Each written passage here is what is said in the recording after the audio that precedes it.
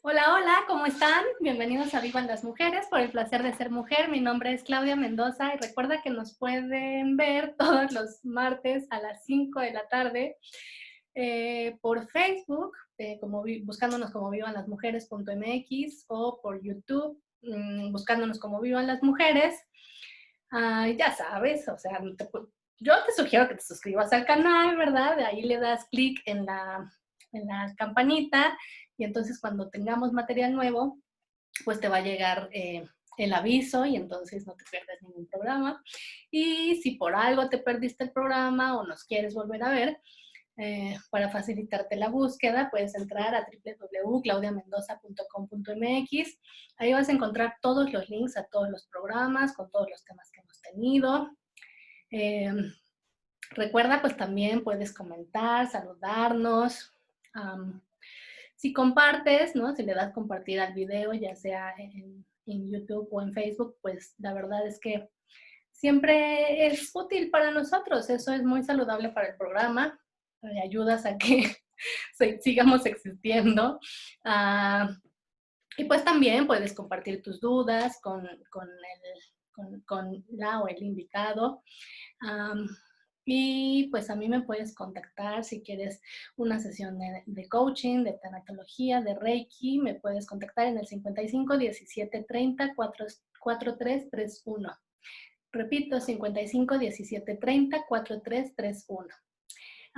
Gracias a @monalamaría. A ella la puedes encontrar en Instagram. Eh, y bueno, ahí en Instagram vas a encontrar prendas seleccionadas cuidadosamente por María para convertirse en una pieza perfecta, para crear infinitas posibilidades de outfits. Ella es vestuarista, así que si estás buscando comprarte lindas prendas o si requieres vestuario, pues puedes contactarla en @monalamaría en Instagram. Y bueno, pues ahorita nos hace su anuncio Judith, pero a ella y a Tania las puedes encontrar en Facebook como Triskel, Equilibrio y Armonía. Ahorita nos da su número telefónico Judith. Y pues justo para explicarnos todo respecto a un tema súper, súper, súper interesante y que ahorita yo creo que va a poder resolver varias dudas con esto de la cuarentena y las clases en línea. Y ahora que estás tú seguramente muy cerca de tus hijas o de tus hijos en este tema de cómo están aprendiendo, que va, ¿no? O sea, si están aprendiendo, si no están aprendiendo, seguro estás teniendo una mejor y más cercana retroalimentación de qué ocurre con tu hijo mientras en este tema del aprendizaje. Y entonces, pues, para explicarnos todo al respecto está Judith Casillas Alcántara. Ella es psicoterapeuta con enfoque humanista, terapia de juego, diagnóstico neuropsicológico para niños y trabajo humanista con adolescentes. ¿Cómo estás, Judith? Bienvenida. Hola, muchas gracias, Claudia. Pues bien, bien, aquí estoy para hablar de este tema tan importante, ¿no? Ujú. Sí, que la verdad, ahora mientras lo presentaba el tema, pues sí me quedé pensando en que seguramente como mamá o como papá con estas clases en línea están teniendo una retroalimentación diaria, ¿no? O constante. Bueno, ahorita creo que están de vacaciones, pero Ujú. con estas clases que están teniendo desde casa, pues seguramente están notando muchas más cosas, ¿no? O a lo mejor está ocurriendo o están surgiendo más dudas, ¿no? De qué pasa con la hija y con el hijo durante la clase y con los maestros.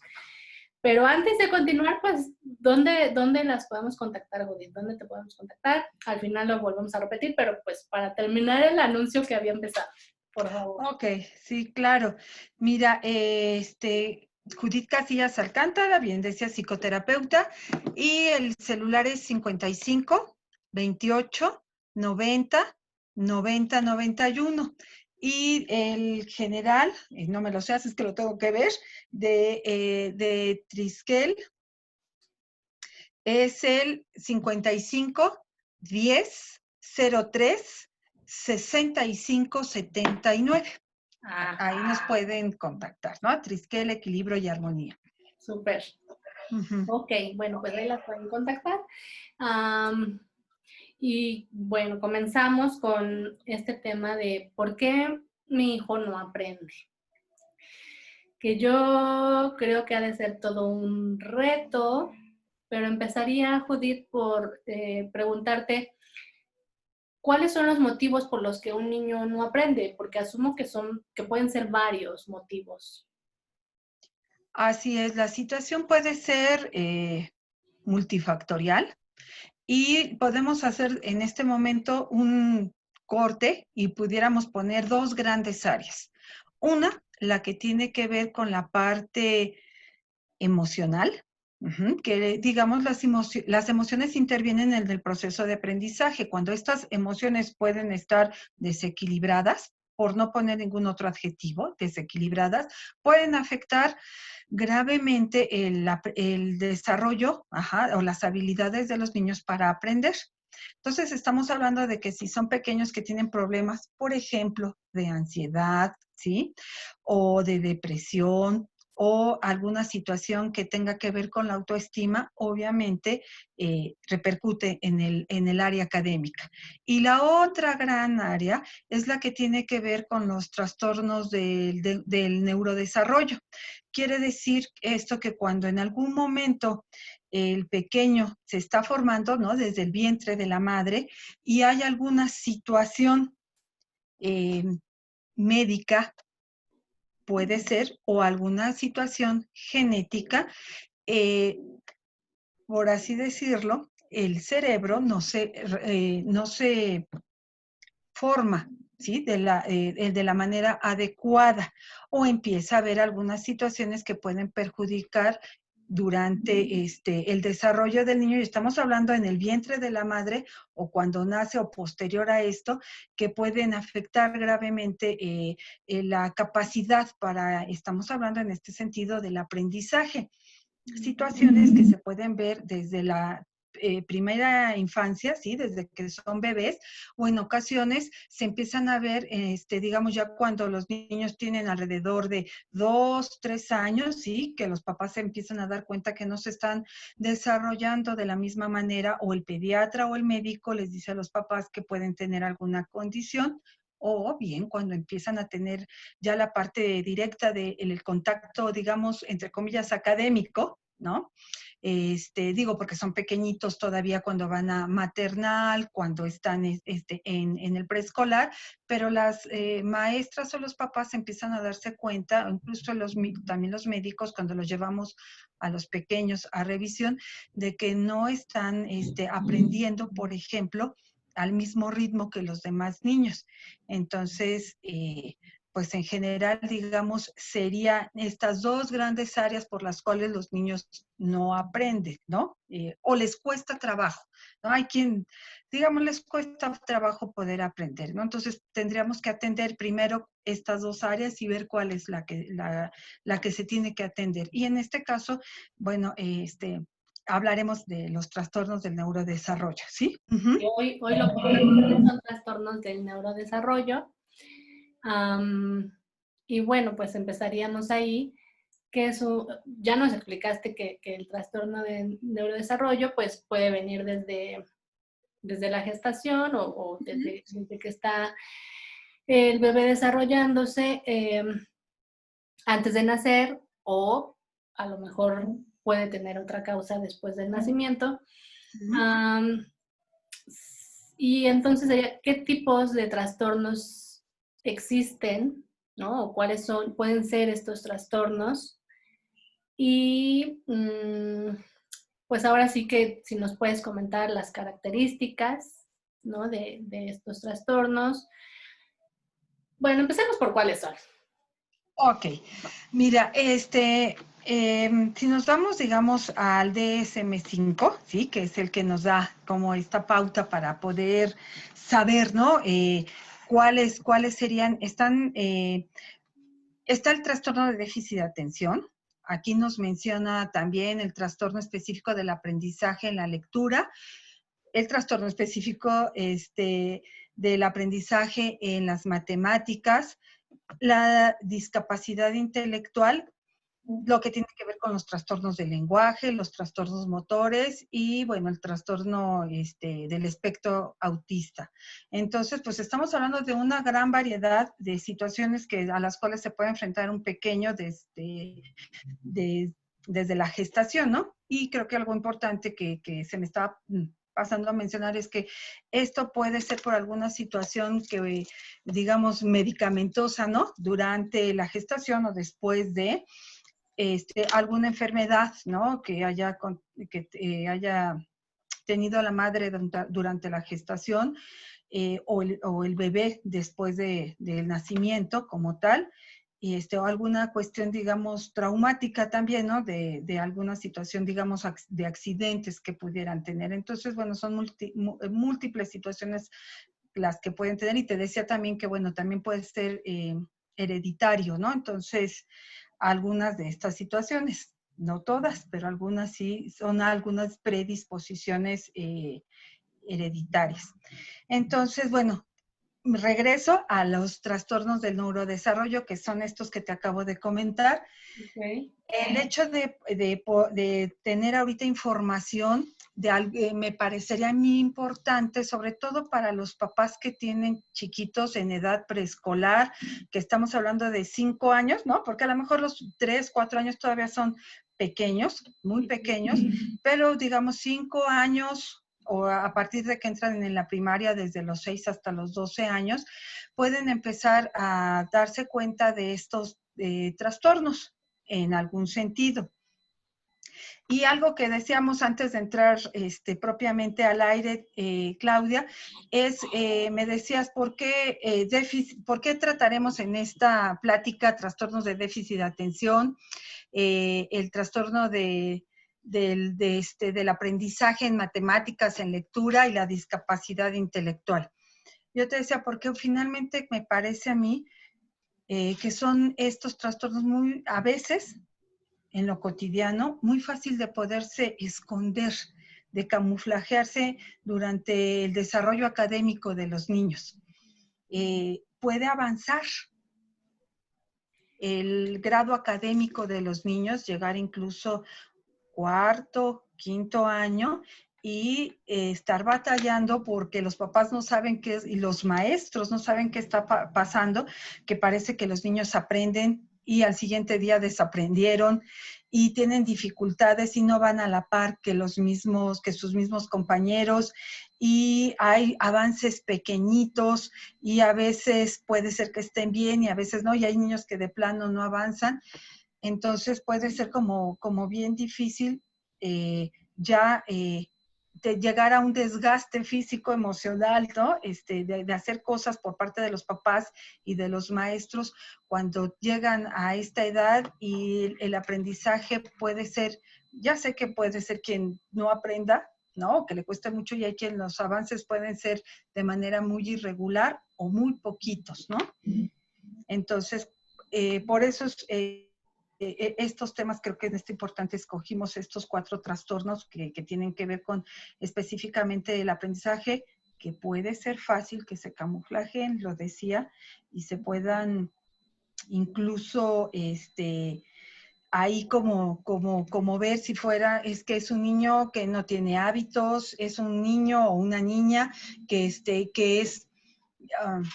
disculpen la palabra, no es perezoso, que es un niño o una niña que no le echa ganas, ¿no? Cualquier cosa que sea esta, que es un niño o una niña que está desatendido por los padres, ¿no? Aunque los padres, lo puedo decir que muchas de las veces hacen cuestiones inimaginables porque su pequeño o su pequeña aprenda, ¿no? Entonces, hay aquí. Sí, creo que... Ay, Judith, ¿te puedo pedir, por favor, si le bajas tantito a mi... a tu audio, no a tu micrófono, pero a tu bocina, porque estoy teniendo mi propio regreso.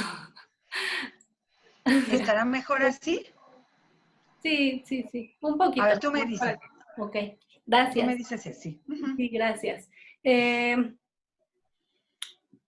que como bien dices, es algo que pienso que se puede confundir con muchas cosas, ¿no? Desafortunadamente con cuestiones a las que justo se les carga un tema de flojera, de descuido, ¿no? De situaciones que se pierde de vista que en realidad lo que requieren es una intervención terapéutica y que no Ujú, es nada más de échale ganitas porque tu niño no estás poniéndole el suficiente entusiasmo, ¿no?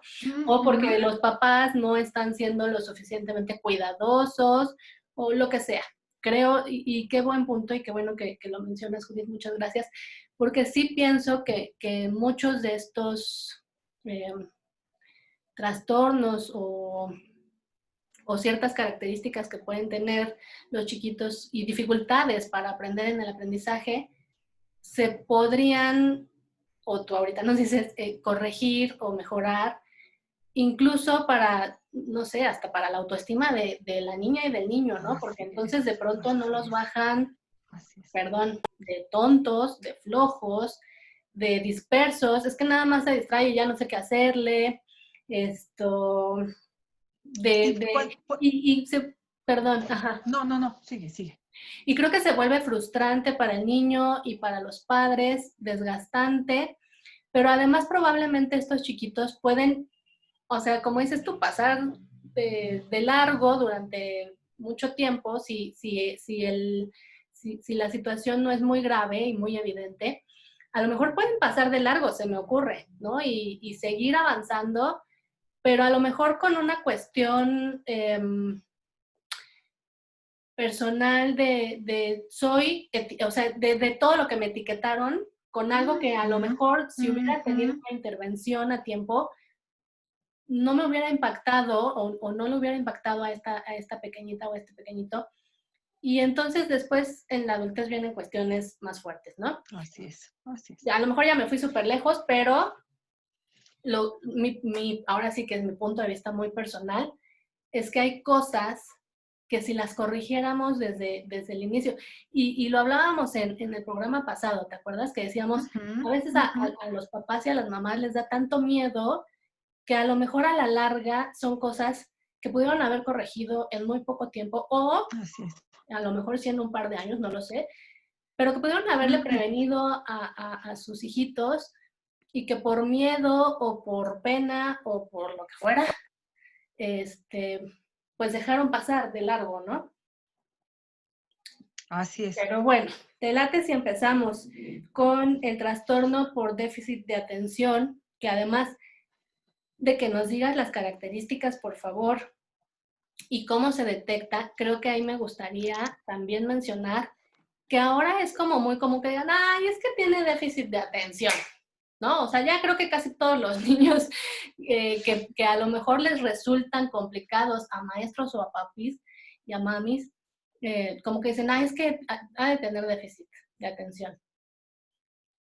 Así es, así es.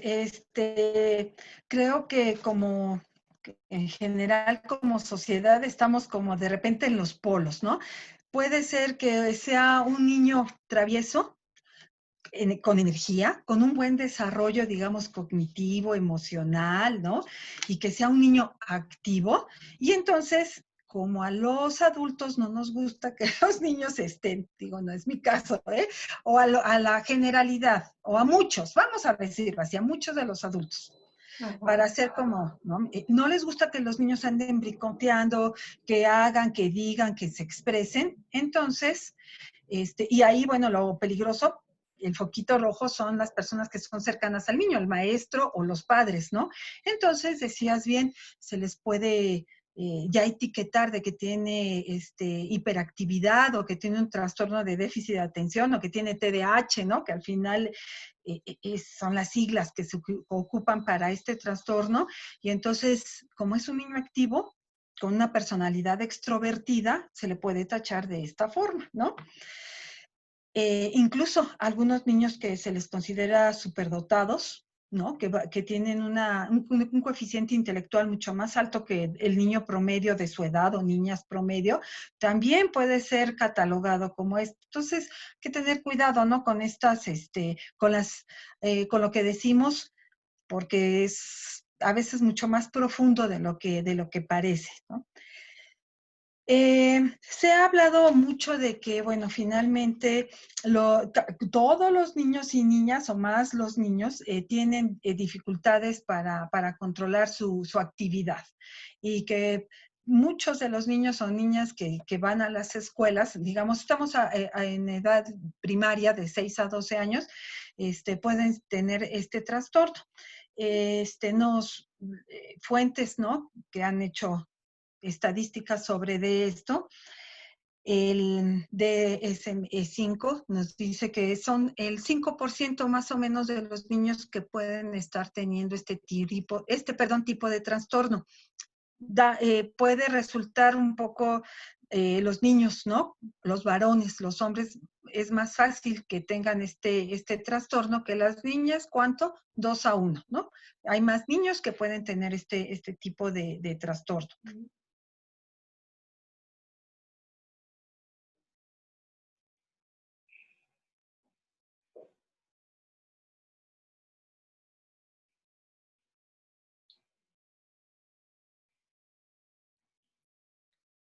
Se perdió tu video o tu audio, Judith. El video y el audio.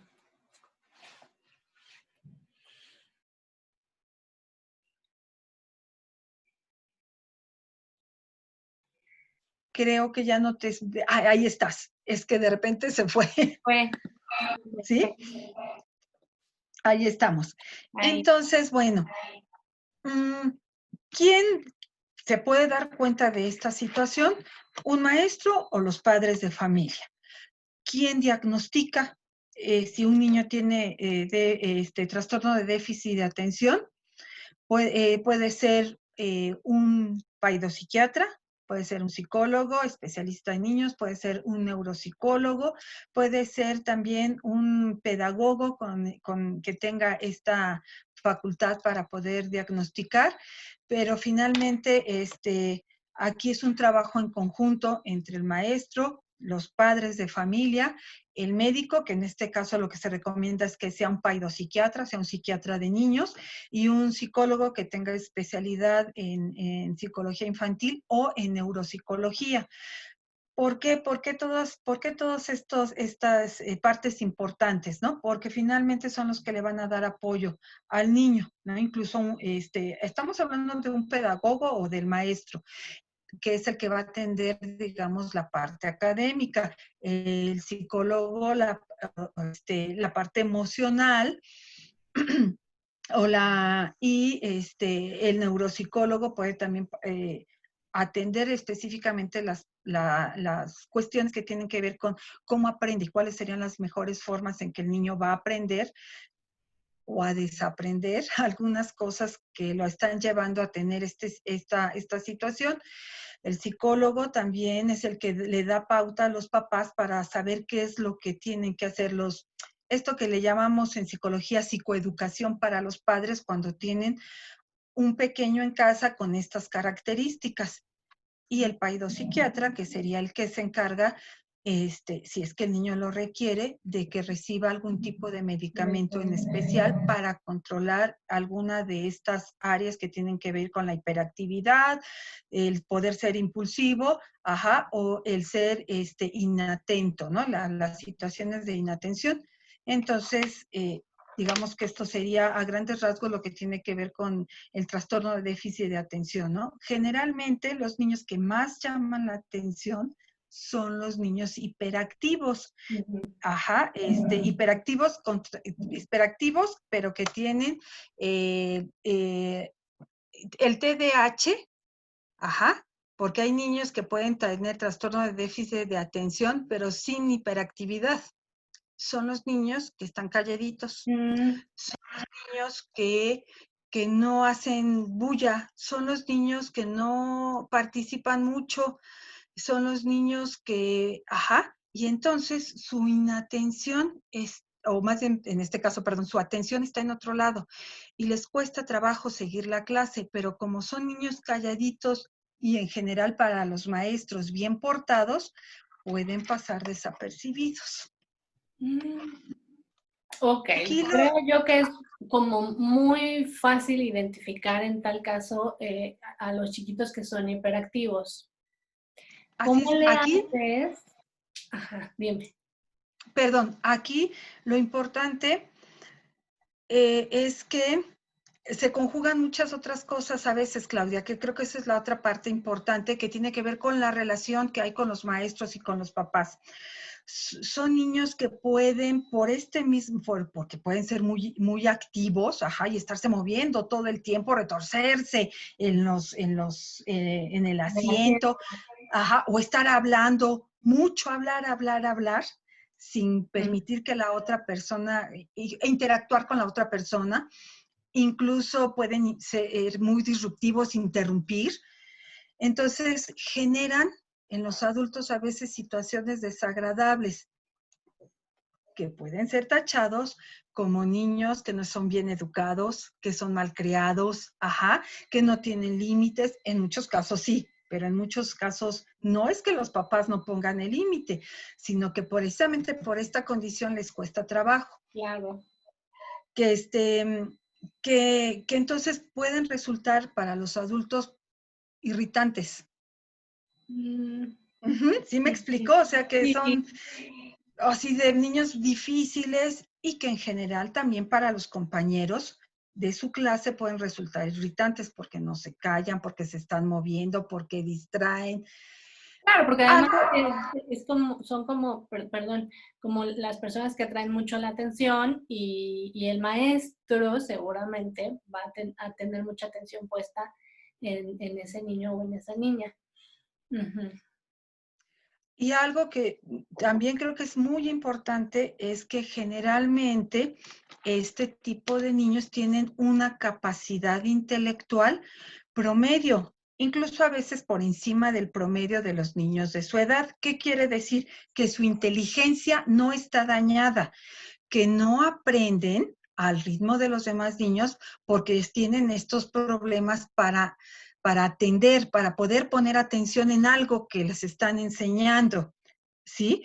Porque tienen problemas para poderse estar quietos motoramente, se tienen que estar moviendo mucho y se paran y se sientan, ¿sí? Que a veces pueden ser demasiado impulsivos, esto, que hablan y hablan, interrumpen, ¿no? Pareciera que los papás no los educan bien. Entonces, se confunde con que son niños en general como si fueran malcriados, ¿sí? Ujú. Y algo que es bien importante decir, Claudia, es que la atención para estos niños no es yo voy a tomar atención y ya puedo tomar atención. No es algo que puedan hacer a voluntad. Es algo que no pueden hacer a voluntad por mucho que lo puedan entender y que sus papás lo manden con recomendaciones a la escuela de pon atención, no es algo a voluntad, es algo que está más allá, que tiene que ver, digamos, con un proceso neurológico, donde entonces por eso es importante la intervención del PAI-2 psiquiatra para que esta situación de la atención a través del medicamento les ayuda a ir regulando, por ejemplo, esta parte. Y entonces, cuando los niños empiezan a tener el apoyo psicológico, el apoyo del psiquiatra y el apoyo académico por parte de la maestra o de un pedagogo, y las situaciones en casa van mejorando también la relación, estos niños empiezan a aprender de manera diferente, empiezan a aprender mejor, ¿no? Mejor, empiezan a mejorar. Ujú. No es una cuestión de capacidad intelectual, número uno. Número dos, no es una situación que tenga que ver con la voluntad. Deja de retorcerte, deja de moverte, como si por el hecho de que se lo digan pudiera él controlarlo. Sí, qué interesante saberlo, porque como bien dices, puede ser muy irritable, ¿no? El ver o el pensar que esa niña o ese niño no se controlan o que con que tú se los digas lo deberían de poder hacer, o que pueden hacerlo y Uh-huh. no quieren hacerlo, ¿no? Porque regularmente Esa. ese es el Uh-huh. pensamiento. Es que sí puede, Uh-huh. pero no quiere. Uh-huh. Pero bueno. Am, bueno, ahí la siguiente pregunta sería, Judith, ¿se puede corregir? Además, cómo se podría de alguna forma corregir. Digo, no, obviamente no vamos a tener aquí la terapia, pero a lo mejor, ¿qué puedes hacer justo para evitar, como sobre todo los papás, pues esta sensación de es que no quiere hacerlo, ¿no? O sea, Ujú, ujú. como esta lucha que creo que a veces puede darse de, es que ella o él no quieren hacerlo, o él, porque como bien dices, muchas veces la mayoría son niños, que cómo también ahí, como mamá y como papá lo puedes, pues, manejar. Ok, aquí creo que es bien importante acercarse con algún especialista en primera instancia cuando se empiece a detectar esto. Generalmente se empieza a detectar, Claudia, en la edad escolar. Estamos hablando de los 6 años, ¿no? Puede ser un poco antes, a los 5 años, sí, pero alrededor de los 6 años es cuando es evidente, también dependiendo del nivel, ¿no? En el que se encuentre, porque, bueno, nos podemos encontrar en un nivel leve, moderado o severo. Obviamente los severos es mucho más visible, ¿no? Lo que está pasando, pero si vemos que nuestro niño no está aprendiendo y que puede tener algunas circunstancias que puede estar en estas tres grandes áreas que yo te nombraba hace rato, de ser hiperactivo, ajá, que se esté moviendo, que se retuerza, que no se puede estar sentado o quieto cuando debería de hacerlo, por ejemplo, en un consultorio. Yo sé que los niños son activos, pero hay quien por lo menos 10 minutos sí se puede sentar. Un niño de 6 años, 7, 10 minutos sí puede estar sentado, ¿sí me explico? Si Okay. estamos hablando de que lo quieres tener sentado 3 horas en un consultorio médico, pues es algo que se sale de la norma, pero 10 minutos, 15 sí se puede estar sentado. Si a estos niños, hay niños que de plano, de verdad, no se pueden sentar ni 30 segundos porque se empiezan a retorcer, se levantan, ¿sí? Este Ujú. movimiento nos describe la literatura como si tuvieran un motor dentro, ¿no? Y no pudieran parar. Que puedan ser impulsivos, ¿sí? Esto de que te decía que sobre todo hablan y hablan, hablan mucho, pareciera que no escuchan, hablan, hablan, hablan, hablan, interrumpen. Todavía uno no termina de decir alguna pregunta y ellos ya están contestando, ¿no? Por ejemplo, de manera impulsiva, ¿no? Son rasgos que nos pueden ir dando ahí la situación de que hay algo en nuestro niño que no está bien, ¿no? Esta situación de que les da uno alguna instrucción y pareciera que no la entendieran, ¿no? Entonces su atención está como dispersa, les cuesta trabajo concentrarse cuando hay que empezar a hacer tareas escolares, lo sufren. ¿Por qué? Pues porque les cuesta trabajo mantener la atención en algo que tiene que ver en este caso específico, con un cuaderno y con un lápiz, porque les está generando una situación, digamos, de estrés que saben que es algo que les cuesta mucho, mucho trabajo, ¿sí? No a nivel consciente, digamos, es a nivel inconsciente, ¿no? Ujú, ujú. Entonces, pues bueno, estamos hablando de que si se empiezan los papás a notar este tipo de situaciones, se pueden acercar a algún especialista, porque creo que para este y para cualquier otro trastorno que puedan manifestar los pequeños, entre más pronto sea la atención, es mejor. En los casos severos, sí te podría decir que es difícil que puedan eliminar el trastorno, ¿no? Pero sí se puede controlar bastante bien y pueden ser bastante funcionales los chiquitos junto con sus familias para que ellos puedan asistir a la escuela, puedan relacionarse adecuadamente con sus amigos, y puedan aprender, ¿no? Situaciones como cualquier niño, digamos, entre comillas, normal para desarrollar habilidades para la vida. Entonces, vuelvo a repetir, si esta atención es temprana, es mucho más fácil, ¿sí? Y puede tener también situaciones menos difíciles.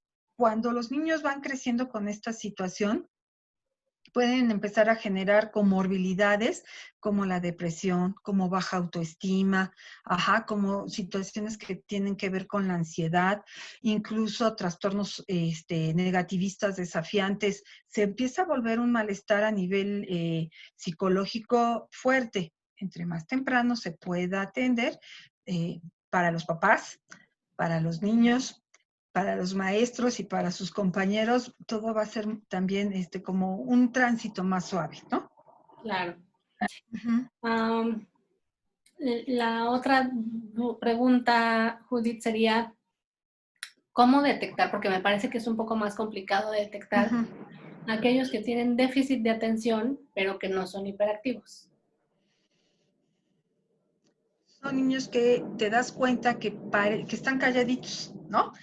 Y que les cuesta trabajo aprender como tal, que incluso se puede confundir con alguna discapacidad intelectual, como si tuvieran un CI muy bajo.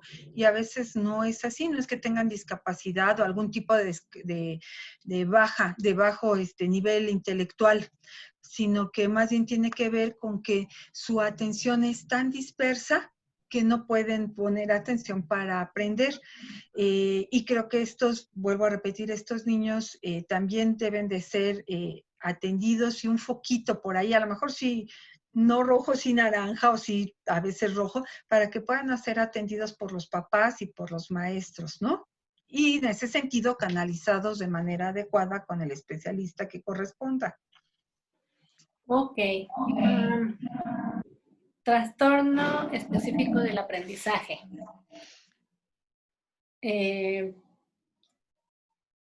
Con dificultad de lectura, ¿no?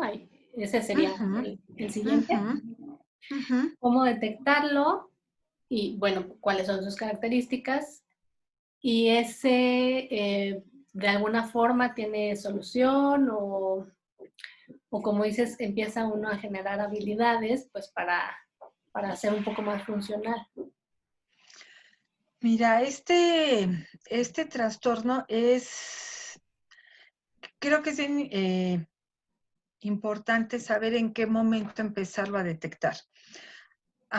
Te lo digo porque sí han llegado al consultorio papás que preocupados porque sus pequeñitos de 4 años y medio, 5 años y medio no aprenden, por ejemplo, a leer o a escribir o les está costando mucho trabajo. Yo sé que no necesariamente los papás tienen que saber el desarrollo, ¿no? de los niños en la parte académica como tal, pero un niño, digamos, normal, ¿sí? Con todas sus funciones cognitivas trabajando digamos, de manera normal, ¿sí? Siendo un niño querido, bien estimulado, en una familia que lo contiene y que le proporciona, por ejemplo, amor, en un buen ambiente escolar, con una buena maestra.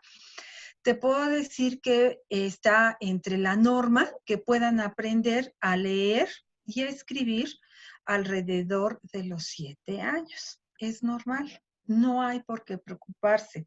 Estamos en una sociedad donde es todo rápido, rápido, rápido, rápido, como si esto nos fuera a permitir de alguna manera tener un mejor futuro o ser personas exitosas o que nuestros hijos fueran personas exitosas porque aprenden antes que los demás, ¿no? O porque lograron tener ciertas habilidades como la lectura o la escritura antes que los niños de su edad.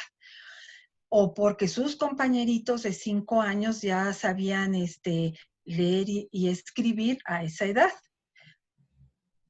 Y lo hacían sin equivocaciones. Entonces, digo, hay que partir de esta parte que parte del desarrollo normal cognitivo, ¿no? De cómo se crean o cómo se van formando los procesos de la lectura y en consecuencia de la escritura, pueden ser hasta los 7 años algo normal que el niño aprenda. Por eso, la Secretaría de Educación Pública a mí no me pagó la secretaría, pero está muy apegada a las formas de desarrollo de los niños, ¿sí? Claro. Que un niño en primer año, teniendo 6 años, ¿no? Terminando su primer grado de escolaridad primaria, no aprendió a leer y a escribir, tiene que ser promovido a segundo año, porque todavía está en proceso para aprender a leer y escribir. A finales de segundo año ya debe de tener las nociones, ¿sí? Digamos, las básicas necesarias, como escribir su nombre y algunas palabras sencillas, o leer también en ese sentido, algunas frases y textos sencillos al final de los 7 años. Digamos que cuando están terminando segundo año. Ujú. Después de esta edad, no se está logrando este proceso de la lectoescritura, ¿sí? Con las situaciones que marca. Por ejemplo, en este caso la SEP, sí tiene que ser ahí un foquito naranja rojo de que algo está pasando y tenemos que tomar atención. Algo no está bien, ¿sí? Si todo alrededor del pequeño está bien y no lo está logrando, estamos hablando de que a partir de esta edad, 7 años más o menos, tendríamos como adultos responsables de los niños empezar a buscar alguien que nos pueda ayudar, algún especialista. Vuelvo a repetir, pedagogo, psicólogo, médico, ¿no? Ujú. Para poder empezar a trabajar en conjunto. Ok. Les cuesta trabajo identificar letras. Estamos hablando después de los 7 años, ¿no? Escriben o leen con mayor lentitud que el resto de los niños. Confunden letras, ponen unas por otras, ¿no? Que es normal, ¿no? Todavía a los 7 años, pero cuando ya es de manera rutinaria, estamos hablando de que algo no está por ahí bien, ¿no? Cuando les cuesta mucho trabajo y se empieza a volver algo aberrante el poder leer o escribir, estamos hablando de que puede haber algo ahí, ya puede ser en el área emocional o que tienen alguna situación de este tipo de algún trastorno del neurodesarrollo que puede ser en este sentido en relación a la lectura. Ok. Uh-huh. ¿Esto se puede corregir, Judith?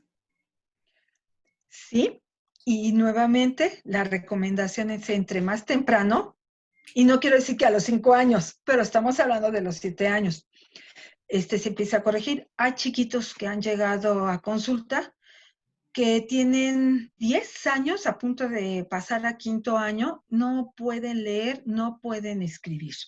Así, literal, sin poder leer ni escribir. Entonces, si estamos hablando que esto se detectó desde que el chiquito tenía 5 años, pero podía ser normal, 6 años, pero podía ser normal, ¿sí?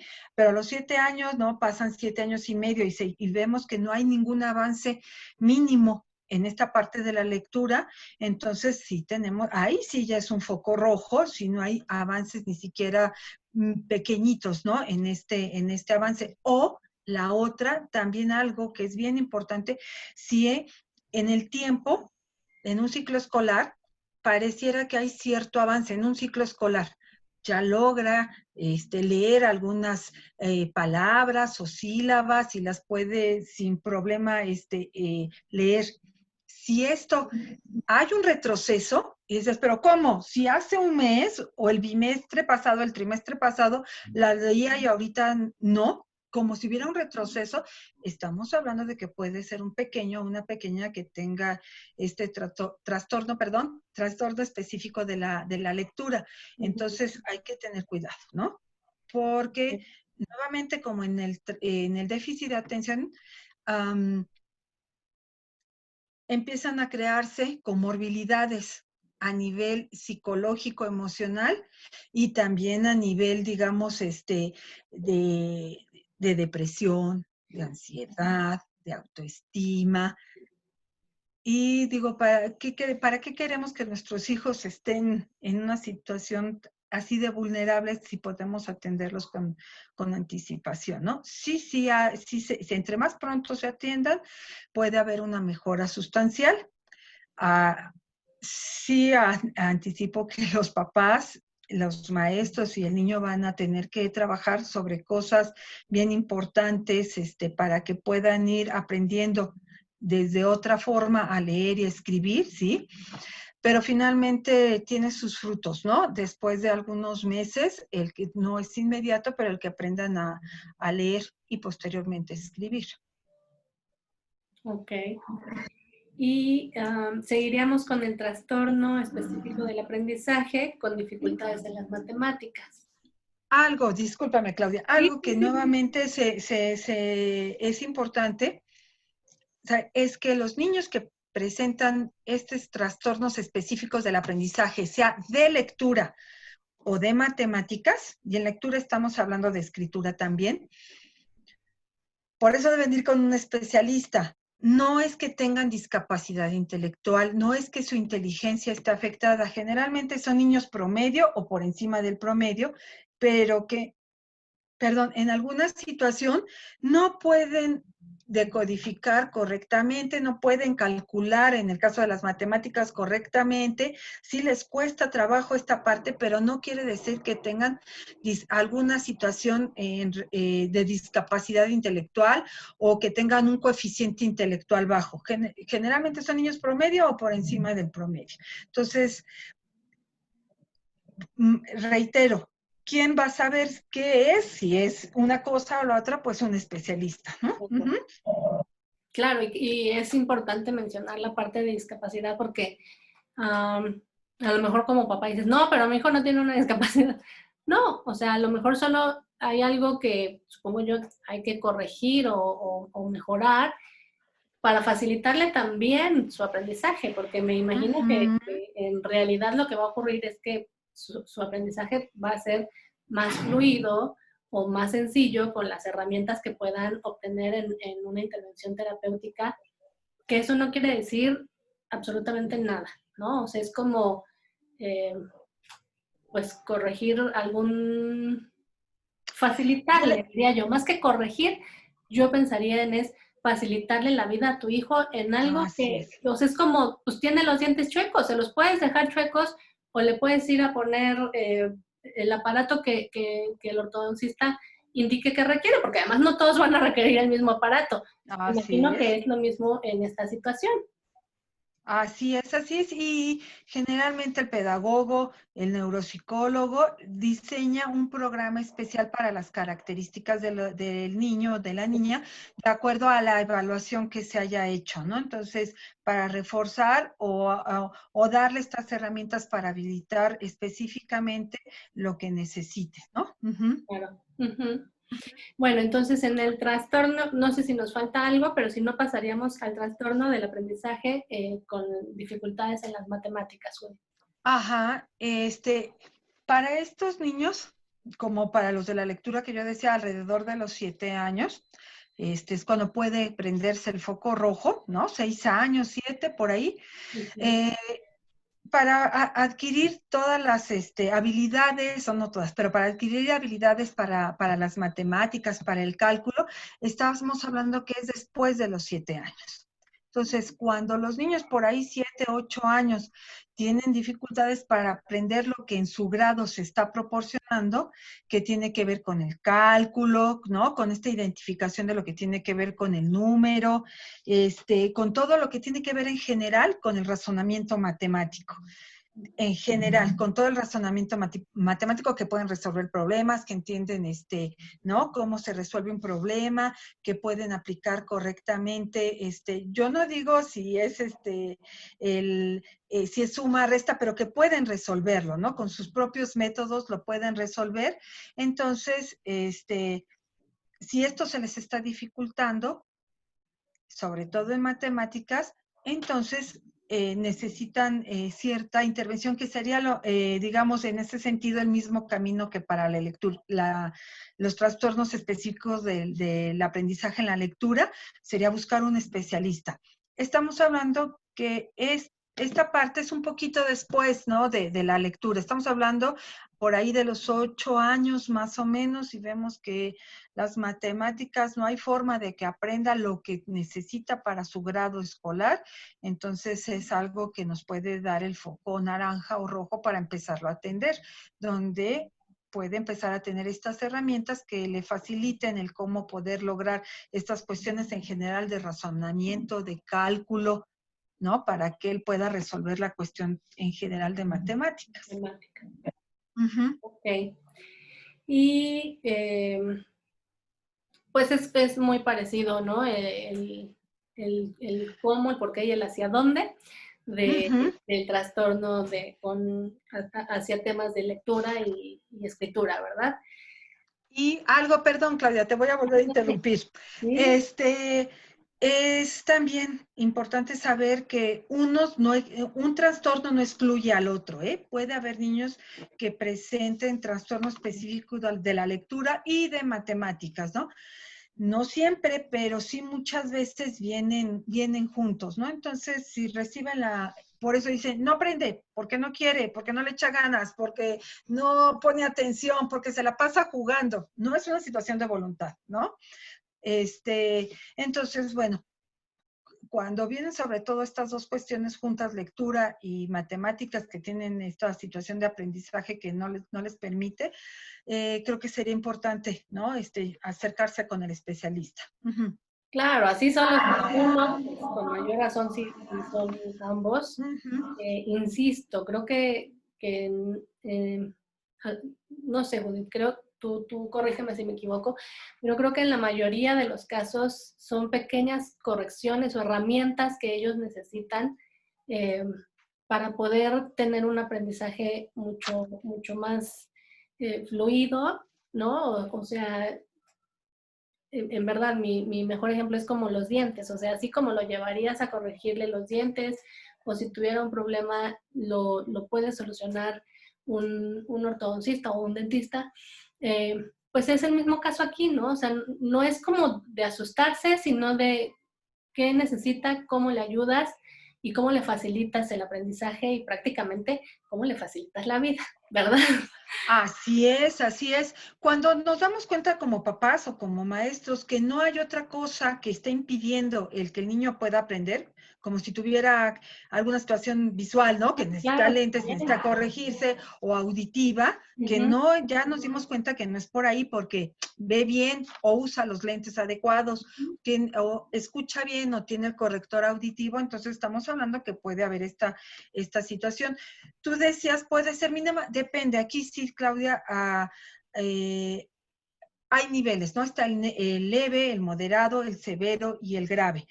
Vuelvo a repetir, capacidad intelectual, pero de acuerdo al nivel donde se encuentra el pequeño, y esto se sabe con base en un diagnóstico, entonces serán aquí las herramientas se van proporcionando y el avance se va viendo también de acuerdo al tiempo.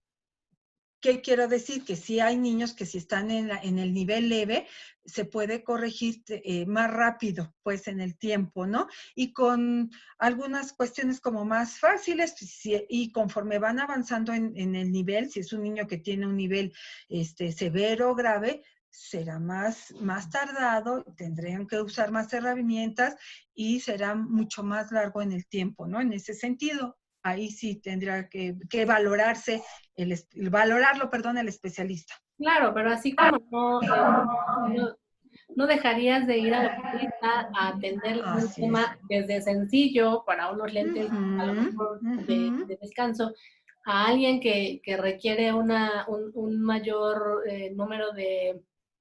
Oh, se me fue, ¿eh? Ajá, una graduación mayor. De graduación, exacto. Ujú. Es lo mismo, o sea, es a lo que voy, ¿no? Es un poco como retomando lo que hablábamos en el programa pasado, Judith. De pronto, cuando el tema se vuelve de aprendizaje, de psicología, de emociones, es como, pues igual si me lo puedo brincar, me lo brinco, ¿no? O sea, Así porque es. no alcanzamos a lo mejor a dimensionar el impacto que va a tener en esa niña o en ese niño con el paso de los años, pero sí alcanzamos a entender, eh, e incluso a lo mejor hasta en la escuela, ¿no? O sea, tiene que llevarlo a que le pongan unos lentes.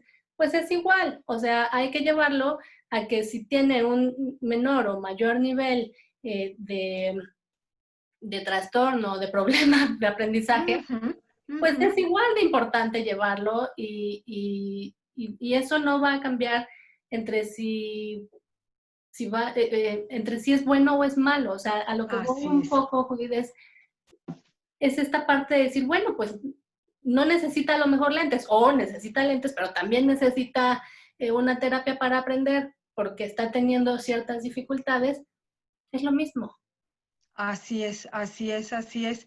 Y es importante atenderlos. Y mira, ahorita estamos hablando en general, porque creo que tiene que ser del dominio público, así se llama, así se cataloga como trastorno. Yo lo que les digo a los papis, ok, aquí está el diagnóstico cuando me lo piden por escrito, aquí está. Es una condición que tiene tu niño en este momento. Es Sí, una condición que tiene tu niño o tu niña y entonces hay que atenderlo sin darle una carga valorativa de está bien, está mal, ¿no? En ese caso, si es algo bueno o malo, simplemente es una condición con la que nació o se desarrolló y hay que atenderla. sí, porque a lo mejor la palabra trastorno te lleva a otras cuestiones. Uh-huh. Para mí, la verdad es que creo que al final del día es una dificultad o como Uh-huh. lo quieras ver. Uh-huh. El tema es que requiere, ¿no? O sea, como en algún momento y alguna vez les decía, ojalá y la palabra fuera el mayor problema, ¿no? Así es. Ojalá, o sea, en verdad que si con cambiar la palabra se diera la solución, bueno, pues ya estaríamos del otro lado en muchas cosas. O sea, el tema para mí, personalmente, no suele ser una palabra, aunque sé que para muchas personas sí, Uh-huh. para mí es Uh-huh. qué acción vas a tomar ante la situación como tal, ¿no? Eso es O no importante. vas a tomar también. Y es importante la decisión, en este caso, de la acción o la no acción. ¿Y a qué estoy refiriéndome? Han llegado también a consulta papás que llevan a los chiquitos a que se les evalúe.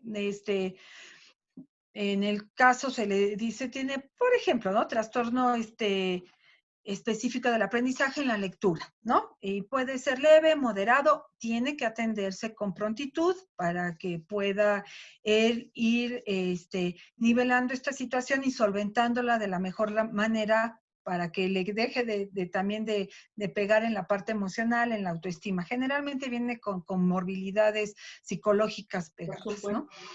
Entonces, a veces la sobreprotección de los papás puede ser muy dañina, ¿no? Hace mucho daño y es, no, mi chiquito o mi chiquita, ¿para qué la voy a llevar y estresar a que vaya con un pedagogo o con un neuropsicólogo o llevarlo al psiquiatra? Si así, mejor aquí yo la cuido, yo lo cuido, yo la protejo, yo lo protejo, y es como decías al principio, es como de repente cegarse o no querer ver que hay una situación que puede en ese momento solventarse con mucha mayor facilidad a que si dejamos que el tiempo pase y nos hacemos como si no vemos, como si no existiera, ¿no? Porque creemos que dándoles esta protección de más, lo pudiéramos salvar. Te digo porque han sucedido casos que han llegado a consulta así, ¿no? Uy, Judith, es que ese tema es todo un programa. Así es. Ojalá algún día lo podamos tocar. La verdad es que eh, lo vamos a traer un día Ajá. pues, pronto, porque a mí me late, o sea, que detrás de esa sobreprotección hay Así es. tantas cosas en realidad de mamá y de papá sin resolver, Así que en es, así realidad es. nomás están llevando, perdón la expresión, nomás están llevando entre las patas al chamaco o a la chamaca, porque en realidad el tema está hacia los papás y hacia las mamás, pero para no Así es. salirme, Ajá. no salirme del tema el día de hoy, porque además ese tema así como que digo, ay, caray, sí, sí hay que platicarlo un día, José. O sea, es, Sí, y ya nada más como para cerrar este temita que se abrió, está catalogado como una agresión hacia los niños, ¿eh? Protegerlos tanto, cuidarlos tanto, es una situación no menor, es una situación que tiene que ver con violencia de los padres hacia los hijos, el poder sobreprotegerlos a esa manera, ¿no? Cuando Sí, queremos porque cuidarlos tanto, mira, en cuanto lo dijiste, yo empecé a sentir así como, esto así me pone bastante mal, porque justo tocaste la violencia. palabra correcta, muchas gracias, Judith, es tan violento, pero tan Ujú. violento, y encuentran, ¿no? O sea, el adulto podemos encontrar tantas formas de justificarlo, tanto papá, mamá, como la sociedad. O sea, porque además de todo, ¿no? Tenemos una sociedad bien saludable que puede justificar todo este tipo de situaciones. Y hay que Pero, tener mucho cuidado con esa parte, híjole, sí. porque es de esas cuestiones Ay, sí, muy sí. veladas, O sea, es que que en por, serio, que ya por hasta abajo calor me del dio. agua, Ya hasta calor me dio.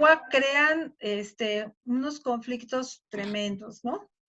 Sí, un Pero bien día, decías, ese es otro tema. ay, sí, un día te vienes tú o vemos quién nos puede apoyar con Ujú, este tema, ujú. tú me ayudas, porque me parece un tema que pocos van a querer escuchar y saber al respecto, pero que es muy importante, ¿no?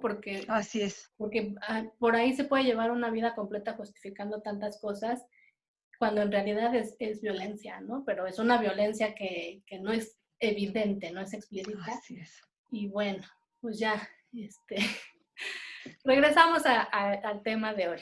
Ok, Eh, sí, sí, sí. sí, porque además ya se nos está acabando el tiempo. Sí, sí, sí, vamos, Discapacidad vamos. intelectual. Ok, trataré de ser breve y concisa. Em, la capacidad intelectual con la que tenemos, si no tuvimos ninguna situación, digamos, traumática, ¿no? Algún accidente, alguna medicación durante nuestra vida, generalmente es con la que nacemos y si nos desarrollamos de manera normal, prevalece durante toda nuestra vida. No es algo que tampoco se pueda mejorar a voluntad, ¿no? Ser más o menos inteligente por poner más o menos atención. Sí hay algunas situaciones que pueden motivar, que pueden ayudar a que nuestra inteligencia mejore algunos puntos, ¿sí? Si estamos hablando de que en un promedio, una persona promedio tiene un coeficiente intelectual de 90, podemos poner, si vamos estimulando adecuadamente, puede mejorar. No es que vayamos a ser superdotados, pero puede mejorar.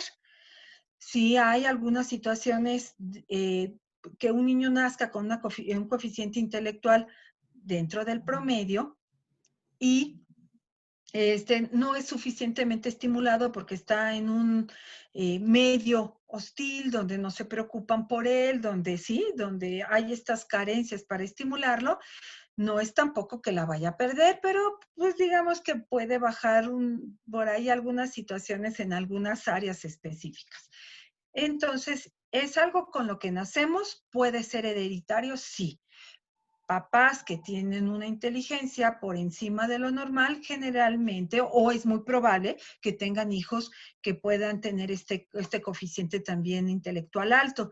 Y lo contrario, también papás que tienen alguna discapacidad intelectual o un coeficiente intelectual bajo, son niños o pueden tener hijos que tengan un coeficiente intelectual bajo. No dije que era regla, pero sí es un predeterminante la cuestión genética. Porque en la genética, a lo mejor yo no soy experta en genética, por supuesto, pero a lo mejor no son como tal papá y mamá, pero por ahí, incluso creo que hay estudios genéticos en donde podrían aparecer ciertas situaciones que por temas familiares, genéticos, pudiera darse la situación, ¿no?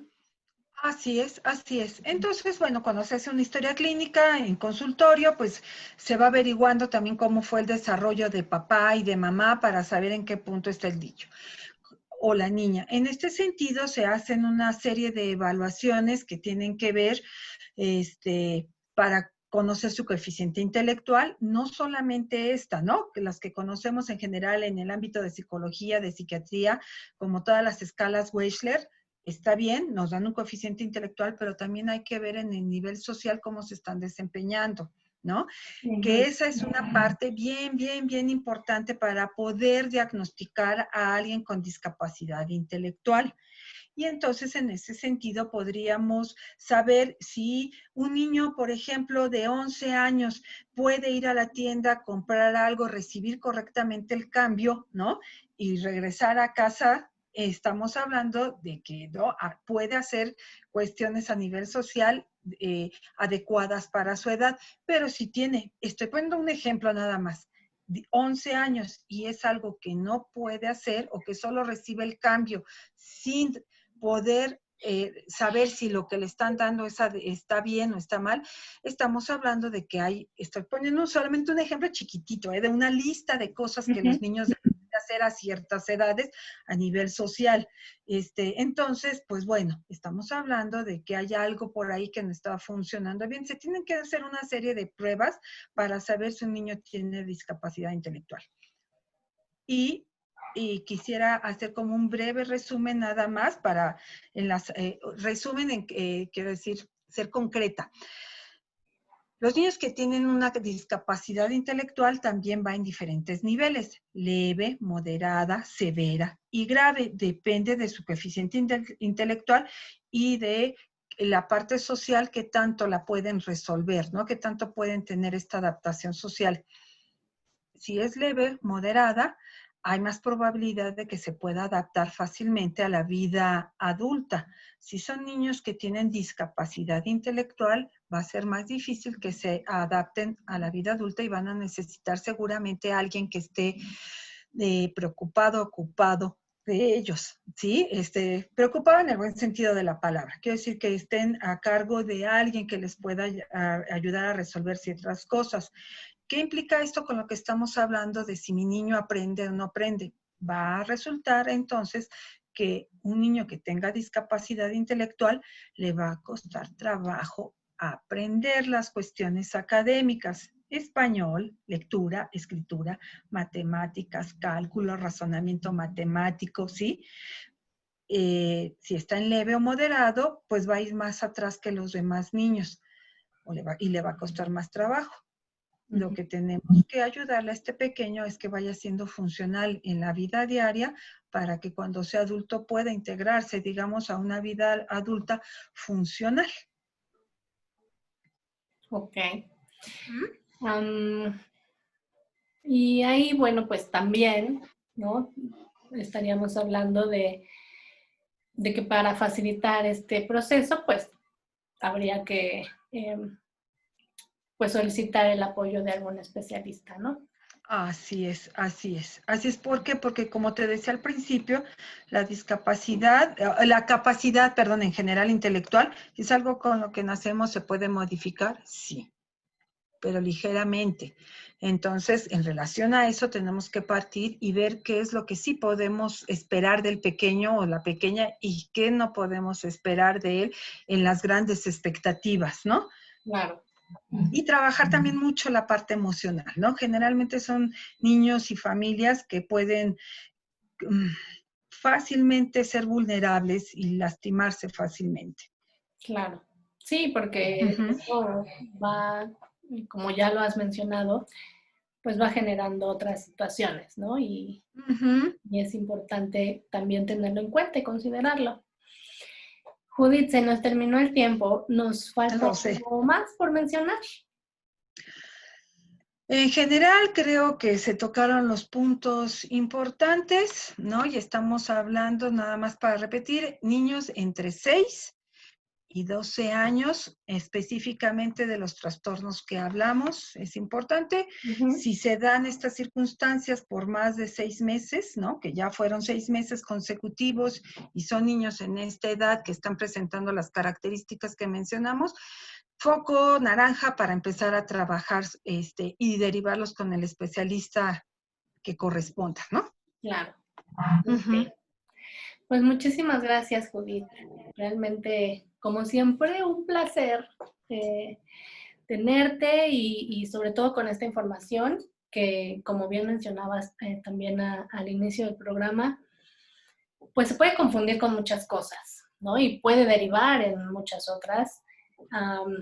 Si no nos damos cuenta de que ahí hay un foco amarillo, naranja, casi siempre cuando es rojo es como más factible que se ponga cierta atención, ¿no? Que a lo mejor si papá o mamá no se percatan, alguien más se dé cuenta.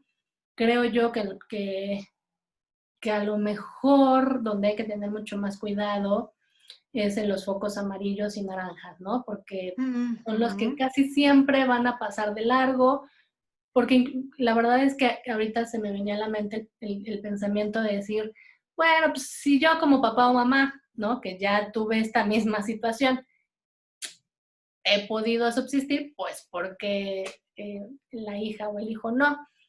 Bueno, ya lo comentamos. Así es. La importancia de darle una mejor vida, ¿no? En realidad, darle más herramientas que a lo mejor tú no tuviste en su momento, pero que existen y que para eso están los especialistas y que aquí estás teniendo la información y a mí me parece que una vez que te ponen de frente la información, las opciones son fingir, ¿no? Como decías tú, que aquí no pasa nada, o accionar y hacer algo para realmente darle una mejor calidad de vida a tu hija o a tu hijo, ¿no? Por muy pequeño que sea la situación a resolver, pues qué mejor, ¿no? O sea, si quisieras darle la mejor universidad, pues ¿por qué no le dar las mejores herramientas desde su infancia?